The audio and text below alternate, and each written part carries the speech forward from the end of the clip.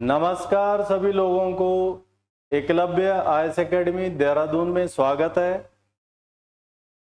उत्तराखंड में विभिन्न परीक्षाएं जिनका आयोजन आने वाले समय में होने वाला है, उन तमाम परीक्षाओं से संबंधित रणनीतियां, तैयारी के तरीके और सफलता सुनिश्चित करने के लिए जो आयाम एकलव्य आईएएस एकेडमी द्वारा उपयोग किए जाएंगे ताकि अभ्यर्थियों की सफलता सुनिश्चित की जा सके, ऐसे तमाम बिंदुओं से संबंधित पहलुओं पर आज चर्चा कर रहे हैं। आज जो विषय हमारा मुख्य है वो उत्तराखंड में लोक सेवा आयोग द्वारा जो लेक्चरर पदों के लिए जो है परीक्षा का आयोजन होना है और जिसकी टेंटेटिव डेट लोक सेवा आयोग उत्तराखंड द्वारा 6 अप्रैल 2025 रखी गई है। अर्थात अभी से लेकर लगभग 6 माह का समय उस परीक्षा के लिए है। तो इस परीक्षा में एकलव्य आईएएस के द्वारा किस तरह की रणनीति का उपयोग किया जा रहा है, क्योंकि पिछले 24 सालों में इस प्रकार की जो परीक्षाएं राज्य में हुई हैं उसमें 1200 से अधिक विद्यार्थियों ने सफलता अर्जित की है और ये लोग लेक्चरर पदों पर, एलटी के पदों पर और उसके अलावा जो है लोक सेवा आयोग के द्वारा आयोजित कॉलेज के असिस्टेंट प्रोफेसर आदि के लिए हमने प्रयोग किए हैं। तो उत्तराखंड लेक्चरर जो इंटरमीडिएट कॉलेजों में जो शिक्षकों की भर्ती होनी है उसके लिए जो रणनीति हमारे पास रहेगी वो किस तरह से रहेगी। तो पहले तो ये जो परीक्षा है उत्तराखंड लेक्चरर की 2025 में आयोजित होने वाली है और परीक्षा का आयोजन उत्तराखंड लोक सेवा आयोग के द्वारा किया जाना है। ये अभ्यर्थियों को पता होना चाहिए कि परीक्षा का आयोजन करने वाली संस्था कौन सी है, क्योंकि उस संस्था का परीक्षा आयोजित करने की एक रणनीति होती है, उसके प्रश्नों का एक आयाम होता है। पिछले परीक्षाओं के द्वारा हम उनका आंकलन कर सकते हैं और यही संस्थानों के द्वारा किया जाता है ताकि अभ्यर्थियों को सीधा अधिक से अधिक लाभ हो सके और उनकी सफलता सुनिश्चित की जा सके। तो लोक सेवा आयोग द्वारा ये जो परीक्षा के लिए तिथि रखी गई है 6 अप्रैल 2025, ये तिथि इसके लिए जो है रखी गई है और इस परीक्षा में सफलता हासिल करने के लिए अभ्यर्थियों को एक स्क्रीनिंग परीक्षा देनी होगी। ये जो स्क्रीनिंग परीक्षा होगी इसके अंदर 150 प्रश्न पूछे जाने हैं और इन 150 प्रश्नों का 150 अंक अधिकतम इसके अंदर रहना है। इन छोटी छोटी बातों का बहुत अधिक महत्व होता है ताकि परीक्षा के लिए सुनिश्चित, व्यवस्थित और प्रभावशाली रणनीति निर्धारित की जा सके। और वो तभी है जब हम तमाम पहलुओं से अवगत हों, विद्यार्थी तमाम चीजों से जो है वाकिफ हों कि क्या क्या इस परीक्षा की विशेषता है। अब इस परीक्षा को अगर हम तैयार करना चाहते हैं तो सबसे पहले हमें उसके अंकों का पता होना चाहिए कि किस भाग से कितने अंक इस परीक्षा में आने हैं, कितने प्रश्न आने हैं, ताकि हम उसको अपने टाइम टेबल में डिवाइड करके तैयारी करने की शुरुआत कर दें। और सिर्फ पढ़ना नहीं है बल्कि स्मार्टली पढ़ना है। ऐसा पढ़ना है कि अधिकतम अंकों को लाना सुनिश्चित की जा सके और ये अंतिम कार्य दिवस में नहीं होता है बल्कि हम संस्थान में इसको शुरुआत से ही आरंभ करते हैं और इसीलिए पहले परीक्षा में बैठने से पहले उसके तमाम पहलुओं, तमाम हिस्सों, तमाम एलिमेंट को जो है समझने की कोशिश करते हैं। तो ये जो परीक्षा है इसकी रणनीति में अगर हम ये कहें कि अधिकतम अंक हासिल करने हैं, सफलता सुनिश्चित करनी है, अंतिम परिणाम तक पहुंचना है, तो उसके लिए पहले तो इसके भागों का पता होना चाहिए कि 150 प्रश्न और 150 अंक की जो ये प्रारंभिक परीक्षा होगी, स्क्रीनिंग परीक्षा होगी, उसमें कहां कहां से क्वेश्चन आने और कितने कितने आने हैं। तो जो पूर्व परीक्षा आयोजित हुई थी, जैसे 2020-21 में हुई थी, उससे पहले 18 में हुई थी, 16 में हुई थी, 2011 में हुई थी, ऐसे तमाम का आकलन करने पर हमें क्या दिखता है कि इस परीक्षा में पहला हिस्सा है शिक्षण अभिरुचि, टीचिंग एप्टीट्यूड, जिसमें सबसे पहले इस तरह के प्रश्नों को पूछा जाता है कि एक जो अभ्यर्थी शिक्षक बनना चाहता है उसके अंदर शिक्षक होने के क्या क्या गुण हैं, क्या क्या विशेषताएं हैं, कितनी उसकी समझ है, वो शिक्षक के रूप में कितना सफल हो सकता है, उसके तरीके क्या होंगे, विद्यार्थियों का मनोवैज्ञानिक अवलोकन वो कैसे कर सकता है, आंकलन कैसे कर सकता है। ऐसे तमाम पहलुओं को जानने, पहचानने और परीक्षण करने के लिए शिक्षण अभिरुचि पर प्रश्न होंगे इस परीक्षा में। जो पूरे 150 में से 40 अंक अकेले शिक्षण अभिरुचि से होंगे और 40 अंक और 40 प्रश्न इसके अंदर रहने हैं। तो हम ये देख सकते हैं कि जो कुल 150 प्रश्नों की जो परीक्षा है उसमें सबसे ज्यादा प्रश्न, सबसे ज्यादा अंक शिक्षण अभिरुचि से हैं। तो अभ्यर्थी को अपनी स्ट्रैटेजी में यह सुनिश्चित करना होगा कि वो इस शिक्षण अभिरुचि के पहलू पर उस तरह से ध्यान दे ताकि अधिकतम अंकों परीक्षा के लिए हासिल कर सके। अर्थात परीक्षा रणनीति के अंतर्गत शिक्षण अभिरुचि या टीचिंग एप्टीट्यूड एक महत्वपूर्ण पहलू होगा इस परीक्षा में सफलता सुनिश्चित करने के लिए।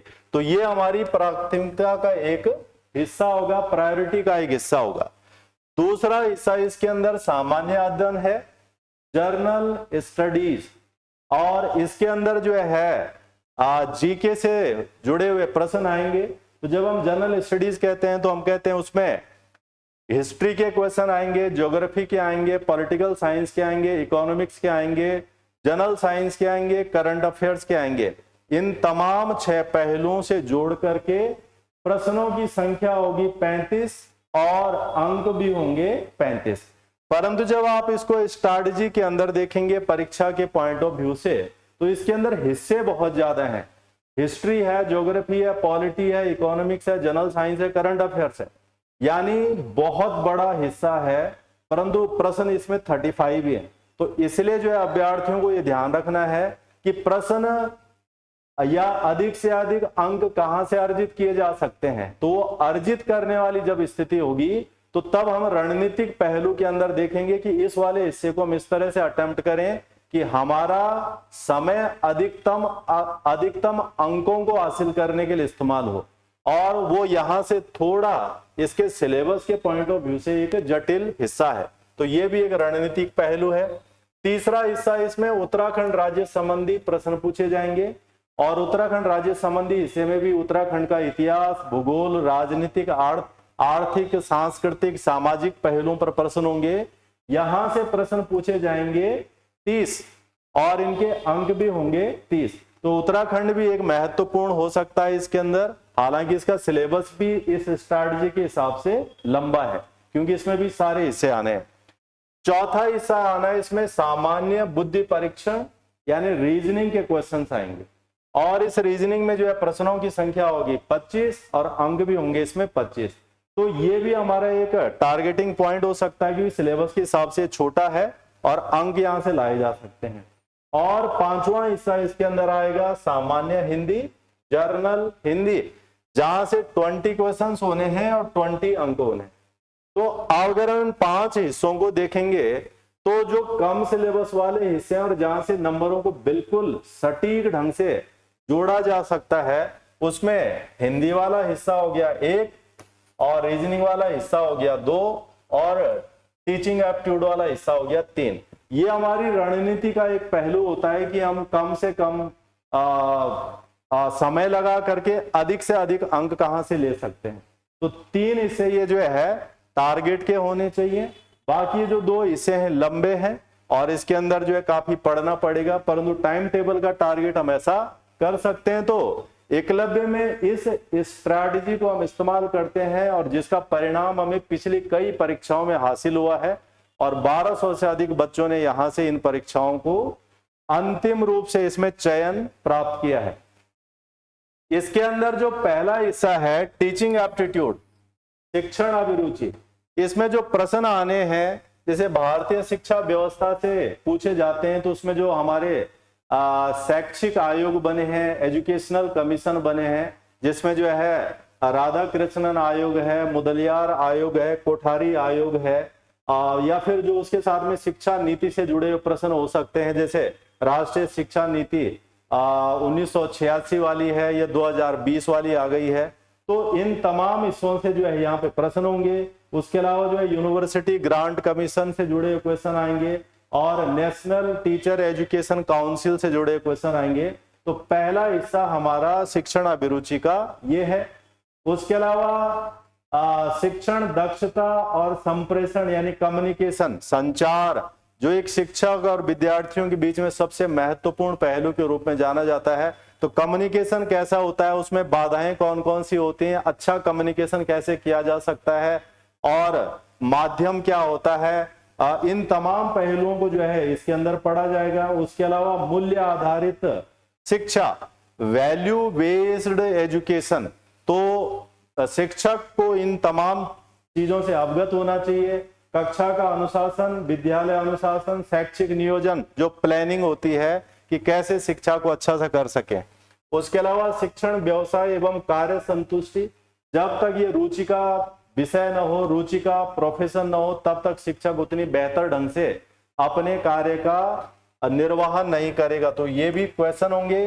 विद्यार्थियों के व्यक्तित्व विकास, जो आज का एक बहुत महत्वपूर्ण हिस्सा है, और एक शिक्षक वो व्यक्ति होता है जिसे विद्यार्थियों के अंदर उस प्रकार के व्यक्ति को विकसित करने की जिम्मेदारी होती है जो भविष्य में जाकर के पूरे देश का, समाज का, परिवार का बेहतर ढंग से जो है संचालन कर सके, उसके लिए भूमिका निर्वहन कर सके। तो यहां से भी क्वेश्चन होंगे। ये तमाम चीजें रहेंगी टीचिंग एप्टीट्यूड से जुड़कर। तो इसमें डिवीजन करके हम पढ़ने का प्रयास करते हैं या पढ़ाने का प्रयास करते हैं ताकि विद्यार्थियों को एक निश्चित पहलू पता लगे।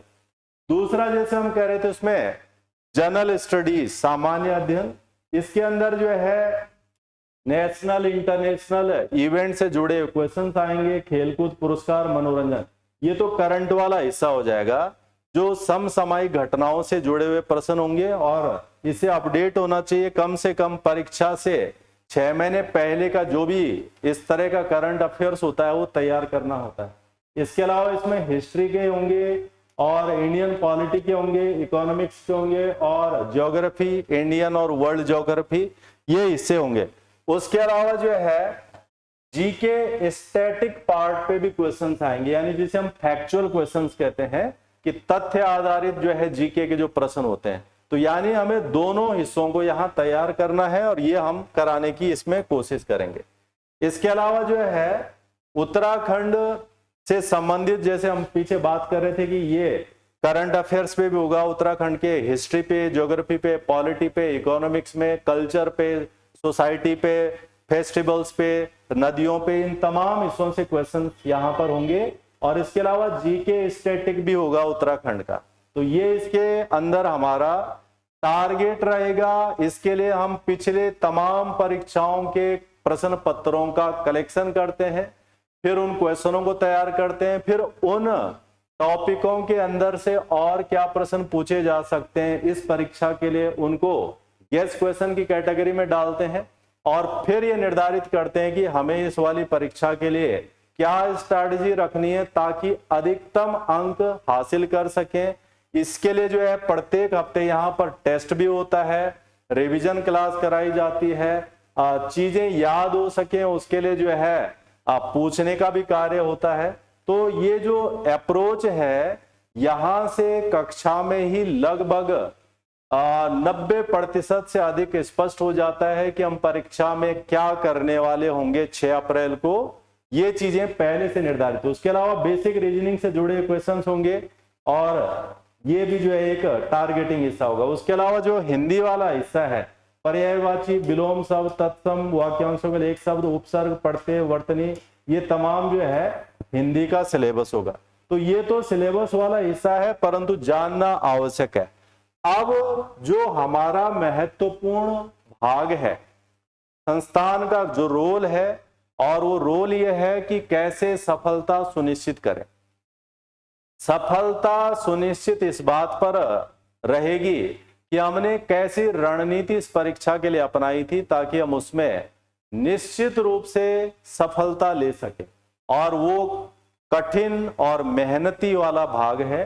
तो इसमें सफलता सुनिश्चित करने के लिए सबसे पहले परीक्षा को जानना चाहिए। ये जो परीक्षा है, लेक्चरर परीक्षा है, ये प्रवक्ता परीक्षा को पहले स्पष्ट रूप से अभ्यर्थी को जानना होगा, समझना होगा, उसके तमाम पहलुओं को, उसके परीक्षाओं का विश्लेषण करके, उसके प्रश्नों को एनालिसिस करके स्कोर कट ऑफ कितना गया है, अलग अलग पेपर के लिए अलग अलग कट ऑफ गया था पिछली बार, उन कट ऑफ को ध्यान में रख करके स्ट्रैटेजी 0 से शुरू करनी होगी। तो यहां पर सबसे पहले तो परीक्षा को जानना है। तो इसीलिए हम तमाम पीछे के पहलुओं को अभ्यर्थियों को जो है बताते हैं, स्पष्ट करते हैं, ताकि वो उतना एनर्जी के साथ जो है तैयारी करें जिस एनर्जी से जो है सफलता सुनिश्चित हो सकती है। तो परीक्षा को जानना पहला पहलू है इस परीक्षा में सफलता के लिए। परीक्षा प्रणाली का फिर विश्लेषण करना होगा। जैसे इसमें स्क्रीनिंग परीक्षा है, फिर मेंस है, और शायद इसमें इस बार जो है छोटे नंबरों का इंटरव्यू की भी बात हो रही है। हालांकि वो अभी स्पष्ट आयोग ने करना है, परंतु जो पीछे बात हुई थी कि उसमें इंटरव्यू खत्म कर दिया गया था, अब क्या रणनीति आती है वो नोटिफिकेशन के बाद ही स्पष्ट होगी। तो दूसरा हिस्सा हो गया परीक्षा जो अभी तक हो चुकी है उसका विश्लेषण करना, और आने वाली परीक्षा जो है 6 अप्रैल 2025 को, उसके लिए क्या योजनाबद्ध तैयारी हम कर सकते हैं। तो 3 महत्वपूर्ण स्ट्रैटेजी के हिस्से हो गए हैं जिससे इस परीक्षा में सफलता अर्जित की जा सकती है। अर्थात सिर्फ पढ़ने से काम नहीं होगा, सिर्फ किताब को देखने से काम नहीं होगा, बल्कि रणनीतिक ढंग से किताब को पढ़ना, नोट्स बनाना, टॉपिक फिल्टर करना, क्या चीज पढ़नी है, क्या चीज छोड़नी है, किस चीज को प्राथमिकता में रखना है, समय कितना देना है, रिवीजन कैसे करना है, टेस्ट कैसे होने हैं, ये तमाम रणनीतियां हम संस्थान में विद्यार्थियों के साथ में प्रयोग करते हैं। इसके अलावा जो है परीक्षण आयोग द्वारा आयोजित जो अंतिम प्रवक्ता परीक्षा थी लास्ट, क्योंकि वही हमारे पास सबसे ज्यादा नजदीक रहती है और उसके बारे में हमें काफी ज्यादा इंफॉर्मेशन होती है, और आगे आयोग किस तरह की रणनीति का इस्तेमाल प्रश्नों को पूछने में कर सकता है वो हम पिछले पेपर से निकालते हैं। तो जैसे अंतिम परीक्षा हुई थी 2020-21 में 571 पद इस परीक्षा के लिए जो है थे। तो इस परीक्षा में जो लाभ या अधिकतम अंक मिले थे अभ्यर्थियों को, जैसे हम कह रहे थे कि बिना रणनीति के परीक्षा को पास करना मुश्किल होता है, परंतु अगर रणनीति हो जाए, अधिकतम प्रयास हो जाए और व्यवस्थित टाइम टेबल हो जाए, अच्छा मार्गदर्शन हो जाए, अच्छा एटमॉस्फेयर हो जाए, तो सफलता बहुत अधिक रूप में ली जा सकती है। तो इस पिछली परीक्षा में जो हम लाभ वाले भाग देखते हैं, एक तो हिंदी में जो है अधिकतम अंक हासिल करना संभव है, क्योंकि हिंदी एक तरह से मैथमेटिकल सब्जेक्ट्स की तरह होता है और राइट टू राइट उसमें लाए जा सकते हैं। तो एक हिंदी प्राथमिकता का भाग था इसमें। दूसरा जो शिक्षण अभिरुचि थी, टीचिंग एप्टीट्यूड, जैसे हमने कहा कि अगर उसको ठीक से पढ़ लिया जाए तो 40 अंकों में से अधिकतम अंक लिए जा सकते हैं।